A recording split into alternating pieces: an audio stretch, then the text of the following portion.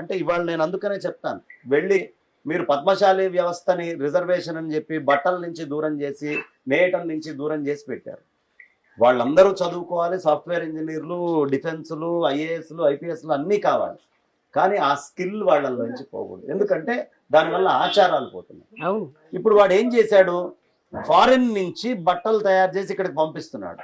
ఒకప్పుడు నా దగ్గర ఉన్న 150 కోట్ల మంది నా పద్మశాలి అమ్మిన బట్టలు కొనుక్కుండేవాళ్ళు.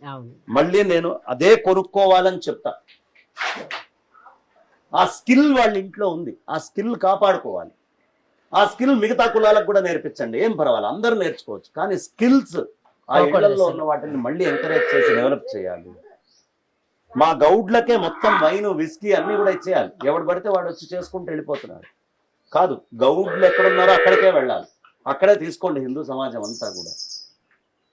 మాకు సంబంధించిన యాదవులు పాలు పోస్తే ముందెళ్ళి అక్కడ నిల్చొని క్యూలో తీసుకోండి పాలందరూ. ఎందుకంటే ఆవుతోటి మాట్లాడగలడు, అతను దూడతోటి మాట్లాడగలడు, ఆ దూడకి ఏమొచ్చినా వెంటనే గుర్తించగలడు. ఎందుకంటే వేల సంవత్సరాలుగా అలవాటు పడి రికార్డెడ్ గా ఉంది.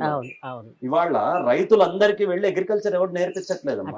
వేల సంవత్సరాలుగా అగ్రికల్చర్, ఎప్పుడు పంట వేయాలి, పైన ఆకాశం ఏంటి, భూమి ఏంటి, విత్తనం ఎప్పుడు చేయాలి, ఏరువాక ఎప్పుడు ఉంటుంది, ఇవన్నీ రైతుకి ఎట్లా తెలిసినాయి?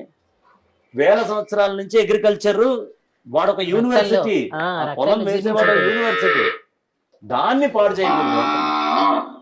కాబట్టి ఆ అద్భుతమైనటువంటి కుల వ్యవస్థ చాలా గొప్పది. అసమానతలు పనికి ఉండకూడదండి. ఆ కులంలో స్కిల్ ఉంది, అది అన్ని కులాలకి నేర్పిద్దాం. ఏ కులంలో ఉన్న స్కిల్ అయినా ఇంకో కులాలకు అందరికీ నేర్పించుకుందాం. కానీ హిందువుల దగ్గర ప్రధానంగా వేల సంవత్సరాలుగా వచ్చే స్కిల్ వల్ల భారతదేశం జీడిపి పెరగాలి. ఈ దేశంలో తయారు చేసిన ప్రోడక్ట్స్నే మనం వాడుకోవాలి. మేడ్ బై సనాతన ధర్మ ఏవైనా ఉంటే మాత్రం ప్లీజ్ ఎంకరేజ్ దెమ్. నేను చెప్పేది సనాతన ధర్మంలో ఏదైనా, నా డోలు, నా డప్పు, నాకు సంబంధించినటువంటి చెప్పులు కానివ్వండి, లెదర్ కానివ్వండి, మొత్తం లెదర్ ఇండస్ట్రీ ప్రపంచంలోనే పెద్ద ఇండస్ట్రీ ఇవాళ. అది మొత్తం నా భారతదేశంలో ఎవరి దగ్గర ఆ స్కిల్ ఉందో వాళ్ళ దగ్గర నుంచి ఆ స్కిల్ మిగతా వాళ్ళందరికీ కూడా నేర్పించాలి. అలా స్కిల్స్ ఎకనామిక్స్ తోటి లింక్ అయి ఉండేది.